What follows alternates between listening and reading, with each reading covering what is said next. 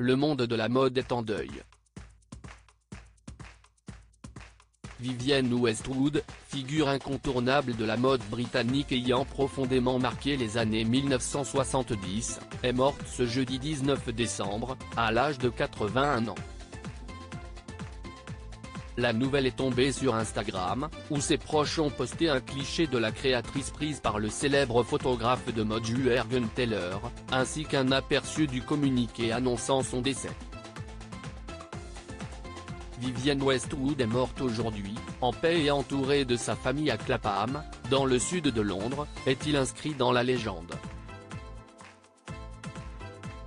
Meurtri par le deuil, ses proches et son équipe de communication ont poursuivi en dressant le bilan de sa longue vie, marquée par l'établissement de sa marque et son irrévérence qui lui a valu le surnom d'enfant terrible de la mode. Vivienne a continué de faire les choses qu'elle aimait, jusqu'à son dernier souffle, créant, travaillant sur son art, écrivant son livre et changeant le monde pour le mieux. Elle a vécu une vie fantastique. Son esprit d'innovation et son impact sur les 60 dernières années aura été immense et continuera dans le futur. Et de conclure avec ces quelques mots poignants, le monde a besoin de plus de gens comme Vivienne pour que les choses changent en mieux.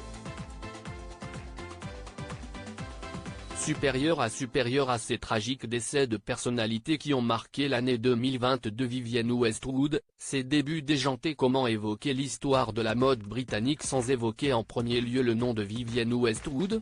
Emblème mythique du courant punk et des robes baroques, une chevelure orange vif, des collections déjantées passant des chaînes et des épingles à nourrice à l'engagement affirmé envers l'écologie. En une cinquantaine d'années depuis le lancement de sa première boutique en 1971, la créatrice n'aura eu de cesse de bousculer les règles de la haute couture.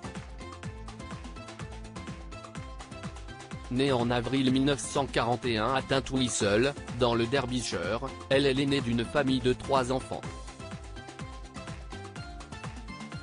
La passion de la couture chevillée au corps, elle fait ses valises à ses 17 ans et quitte son village natal pour Londres, où elle intègre l'actuelle université de Westminster, appelée à l'époque Harrow School Art. Mais la réalité de la vie la ramène les pieds sur terre et la jeune Vivienne décide de devenir enseignante dans une école primaire jusqu'en 1971. Plus les années passent, plus sa fureur de vivre la distingue, avec ses tenues déjantées et ses sorties jusqu'au bout de la nuit. C'est lors d'une de ces virées qu'elle rencontre Malcolm McLaren, le manager des Sex Pistols. Le coup de foudre est immédiat. Ensemble, le producteur et Vivienne Westwood ouvrent une boutique, pour laquelle la jeune femme confectionne ses propres vêtements. Ses inspirations sont résolument punk, créant des tenues tout droit sorties de vestiaires de motards et de prostituées fétichistes. Ce qui plaît aux membres des Sex Pistols, qui arborent ces créations lors de nombreuses sorties. La jeune designer présente son premier défilé en 1981 sur le thème des pirates.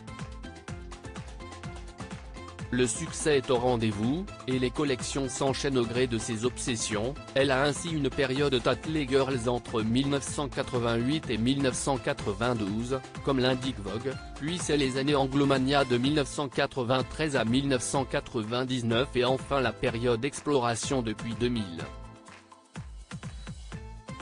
On retiendra aussi ses années écolo, marquées par sa campagne Save the Arctic en 2012.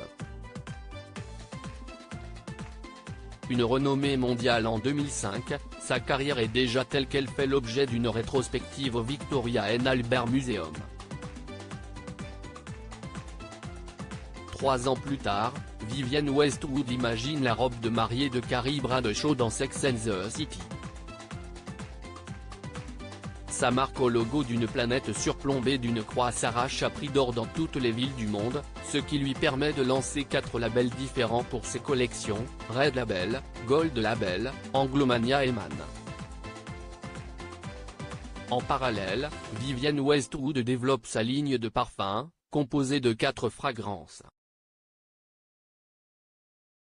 Ultime consécration, Elisabeth II lui attribue le titre de dame en 2006 pour sa contribution à la mode britannique. Côté vie privée, on ne connaît que 2 histoires d'amour officielles à la styliste. Vers 1959, elle rencontre Derek Westwood gérant un nightclub. Sous le charme, elle l'épouse en juillet 1962 et ensemble, ils ont un fils, prénommé Benjamin Westwood. Leur histoire prend cependant fin en 1966, un an après que Vivienne Westwood a rencontré Malcolm McLaren. De leur amour naît son 2e fils Joseph en 1967. Le producteur est décédé d'un cancer de la plèvre en 2010, en Suisse. Crédit photo, Randolph Board.